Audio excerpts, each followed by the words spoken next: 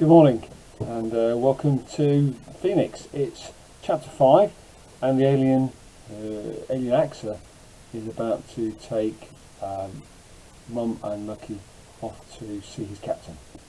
Chapter 5. The alien led them to a grim looking bar on the perimeter between the refugee camp and the rest of the spaceport. Through the door, Lucky could hear people shouting and the sound of breaking glass. "I don't think we should go in there," said his mother, but the alien had already pushed open the door. "It's one of the friendliest places in town for people like me," he said. "Plus, it's where I'm meeting the captain. You want to ride or not?" They walked into a thick fog of smoke. The bar was full of rowdy drunken humans. There was a fist fight going on in one corner, an arm wrestle in another. A wall-sized vidscreen was showing more images of the bombing on Ares 1. Great clouds of smoke hanging above the city. Crying children, firefighters struggling to extinguish the blazes. "Casualties now numbering the thousands, and still the fires burn on," said a voice from the screen. "Theobroma's army has claimed responsibility and vows to continue the war indefinitely." The image changed to show the alien king. With his horns and hooves and flaming red eyes, he looked utterly terrifying. Everyone in the bar turned to stare at the alien in the doorway, and Lucky and his mother behind him. In the sudden silence, dozens of hostile eyes were upon them. Lucky looked down, heart in his mouth. He was ready to turn and flee, but the alien walked right in, and Lucky's mother followed without hesitation. There was a wave of anger around the bar, some foul curses for the alien. The alien didn't respond or meet any of their gazes. He just kept walking. So did Lucky's mother, dragging Lucky along behind her. Lucky held his breath as one of the humans stood up, but the man just changed the channel on the vidscreen. Loud thumping music came on. One by one, the others returned to drinking and fighting each other. Sounds a bit like the lunch hall. "I thought you said this was one of the friendlier places," muttered Lucky's mother. "It is," shrugged the alien. They made their way to the counter, where the barman eyed him with obvious disgust. "Is this space devil bothering you?" the barman asked Lucky's mother. "No," she said. "Then please, they're not devils. They're people just like you and me." "People?" spat the barman. "Look at him. We don't serve their kind of food. No eyeballs here." "I don't want eyeballs," said the alien, "but I'd sure like to sample your finest brew. Okay, Chief?" He slapped some credits down on the counter. The barman bit his tongue, pocketed the money, and started pouring some rusty-coloured liquid into a glass. "I'll have the same," said Lucky's mother, "and a glass of milk for the boy." Lucky cringed with embarrassment, which only got worse when he saw the alien grinning. Once the drinks were poured, the alien led them to a table in the corner, by the curtained back wall of the bar. They sat down, and he raised his glass with a huge hand. "Cheers," he said, over the pounding music. "My name's Frolix." "Ashbourne," said Lucky's mother. "Diana Ashbourne, and this is my son, Lucky." Frolix laughed. "What kind of name is that?" Lucky wanted to ask him what kind of name the alien thought Frolix was, but he didn't dare. He felt completely out of his depth here. He couldn't even look up for fear of seeing those burning eyes, those glinting horns, those hooves that could smash his skull with a single kick. He wished they could just go home. But his mother smiled. "It's what I wanted him to be," she said softly. She reached into a bag and pulled out a package. "Here," she said, passing it to Lucky. "I thought you might want something to eat." He unwrapped the package. Inside was a stack of brownies, chocolate fudge brownies, homemade, the ones she'd been baking. She brought them with her. "I'm not hungry," he made himself say as he pushed them away. He couldn't let the alien see him eat something so childish. It was too humiliating. No matter how much he loved the smell, their sweetness, their freshly baked stickiness. "Well, I sure am," said Frolix, helping himself to a brownie and taking a big bite.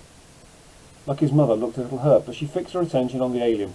"So what's your position on this ship of yours?" she asked. "Are you a fighter?" "Nah, I'm ship's engineer. I mean, I can handle myself, but if there's serious combat, the person to do it ain't me." He leaned back and scratched the base of his horns. Lucky felt disgusted, but couldn't help looking despite himself.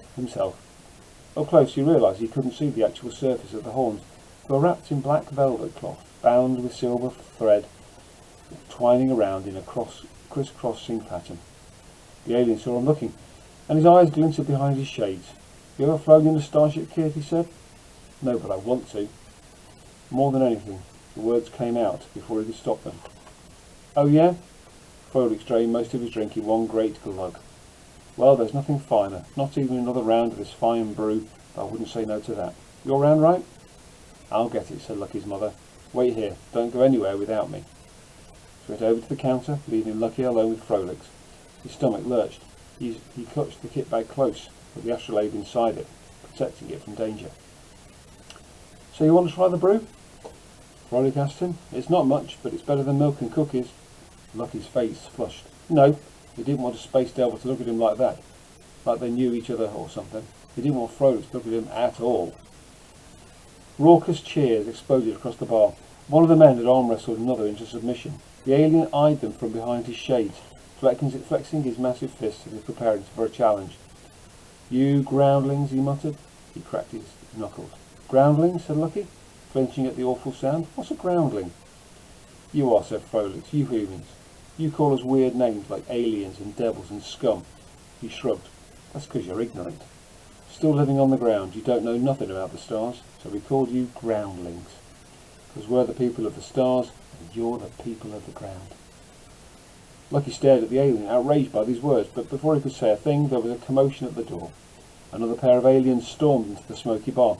They were wearing the same mirror shades and liquid metal coats as Frolix, but they looked even fiercer and wilder. One of them was an older male. He was very tall, even taller than Frolix, and he had great grey horns and a braided beard.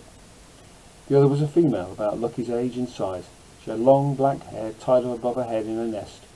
There was something moving in this nest of hair. Several things, sharp pointy things, needles, it looked like, sticking out of her head at odd angles, bristling like quills. Electric neon needles, flashing every colour from ultra-red, ultraviolet to infrared. She saw him staring at her and stared right back, fearless and self-assured. Captain, Bixer, called Frolix, over here. The two new aliens approached the table. Some humans swore at them as they came, but the tall one lowered his mirror shades, stared down at them with eyes the colour of volcanic lava, and the jeering died away. This crowd seemed tough, but he seemed tougher. Not one of them could hold his fiery gaze. Lucky, said Frolix, as the aliens pulled up seats at the table. Meet Captain Ozymandias Nox. He's captain of my ship, best ship in the galaxy, and this, he gestured to the girl, is Bixer Quicksilver. You should have been there to help me earlier, but obviously had more important things to do. And who is this? Frolix, she demanded, her voice cutting sharply through the music. The kid's okay, said Frolix. Him and his mum. They saved my skin when some groundlings were about to kill me. Is that right? Bix peered at Lucky over the rims of her shades. Her eyes were pure silver fire, like the stars themselves. Why would a groundling do a thing like that? Lucky didn't know what to say. The needles in Bix's hair seemed to change colour, shifting from blue to purple to danger signal red. The captain was even worse. He just sat there in smouldering silence, glowering at Lucky.